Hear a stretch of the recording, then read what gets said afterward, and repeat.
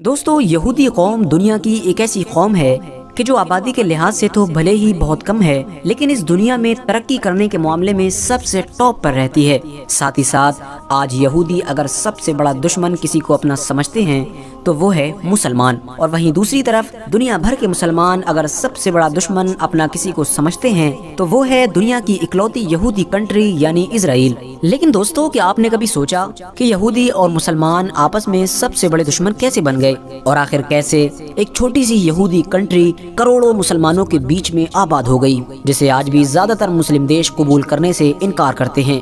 उनका यही मानना है कि इजराइल ने गैर कानूनी तरीके से फिलिस्तीन पर कब्जा किया है और इजराइल नाम का इस दुनिया में कोई देश है ही नहीं। तो दोस्तों, चलिए आज की इस वीडियो में हम आपको यहूदियों की पूरी हिस्ट्री बताएंगे। दोस्तों, जिस दीवार को आप स्क्रीन पर देख रहे हैं इसे दीवार गिरिया कहा जाता है और इंग्लिश में इसे वेस्टर्न वॉल के नाम से भी जाना जाता है। इस दीवार को यहूदी धर्म में वो इज्जत और अहमियत हासिल है जो इज्जत और अहमियत मुसलमानों में काबे शरीफ को हासिल है।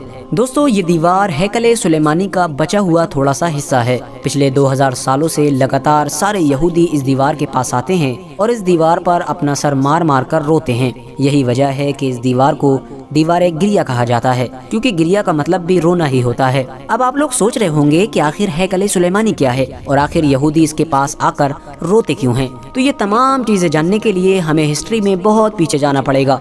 तो चलिए हम आपको शुरू से बताते हैं। हैकले सुलेमानी कोई अजीब चीज नहीं बल्कि एक महल का नाम था, यानी अगर हम कहें तो एक आम बिल्डिंग का नाम था।